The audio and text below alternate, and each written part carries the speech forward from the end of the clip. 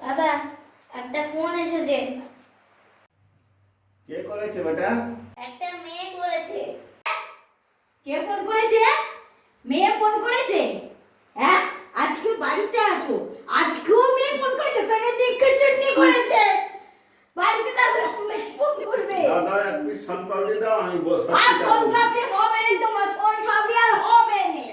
হ্যাঁ, আজকে বাড়িতে আছো? আজকেও মেয়ে ফোন করবে? আমি তো বলছি সত্যি কথাটা বলবো, সনপাপড়িটা দিয়ে দাও। না, আগে সত্যি কথা বলো, কোন মেয়ে ফোন করেছে তোমাকে? আমার ক্লায়েন্ট করেছে। আজকে তো তুমি বাড়িতে আছো, আজকে কেন ক্লায়েন্ট তোমার ফোন করবে? তো দরকার পড়েছে করেছে। কিসের দরকার? হ্যাঁ, সবসময় বাড়িতে থাকলে শুধু মেয়েদের ফোন আসছে কেন? ছেলেদের ফোন আসছে, মেয়েদের এত ঘন ঘন ফোন আসছে কেন? আমাকে কি পছন্দ হয়নি? কেটে দেবো।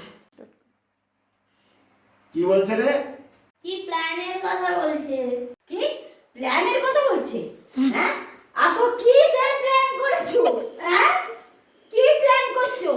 কি প্ল্যানের কথা বলছে? ক্লায়েন্ট যদি হয় সে কেন প্ল্যানের কথা বলবে? হ্যাঁ, কি প্ল্যানের কথা বলবে তুমি বলো আমাকে। কি প্ল্যানের কথা বলেছে রে বেটা? আপনার প্ল্যানের বৈধতা শেষ হয়ে গেছে, অবলম্বে রিচার্জ করুন। ও